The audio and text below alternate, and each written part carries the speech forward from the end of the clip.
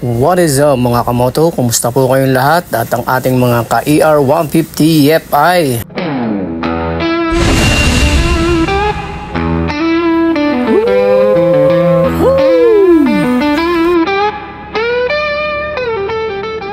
Yun update lang sa ating ER150 at pag-usapan natin yung kanyang minor issue.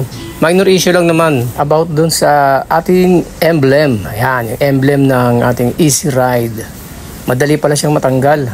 Lalo na kapag naiinitan.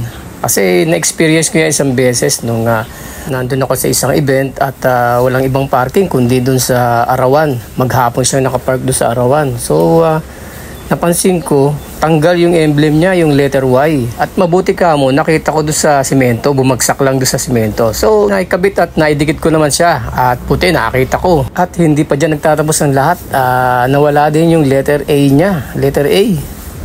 Doon din sa isang parking naman, sa isang mall.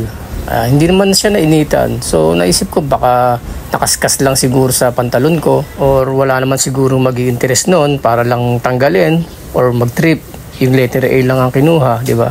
So, nag-message ako sa isang group ng ating ER150 sa Facebook. Actually, 3 na yung nami-message ko pero nawala na raw yung kanila eh. Pero itong last, yung pangatlo, nakita ko nag-post siya sa group ng kanyang motor. Nasa 1 month pa lang yata yung motor niya, bago eh. Nakita ko walang emblem, tinanggal niya. So, try akong i-message. Yun nga, sumagot siya.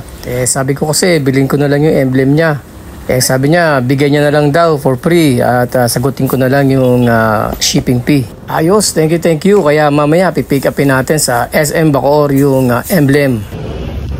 Yun nakuha na natin yung emblem, pinalalamove. And nasa 190 plus yung shipping fee. Kaya ginawa na natin 200 kasi from Manila pa eh. So bali 2 set ng emblem to ng Easy Ride. So ang kailangan natin yung letter A lang naman, pero okay lang yun kasi reserve natin yung ibang letters, diba? Tara, samahan nyo ako at ikabit na natin yung letter A. Ayan bali 3M yung ginamit nating sticker dyan. Ayan, para mas madikit siya. I-shout out nga pala natin yung ating idol si James Latina, yung nagbigay sa atin ng emblem.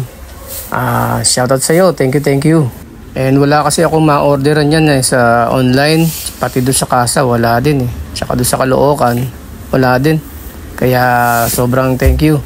Ayan naidikit na natin kumpleto na naman. Ayos na. Sana hindi siya matanggal. Pero tingin ko mas madikit ito eh, kasi nga 3M. Pero sa mga ibang araw, papalitan natin yung mga ibang letters na yan. Papalitan natin ng sticker para hindi siya madaling matanggal.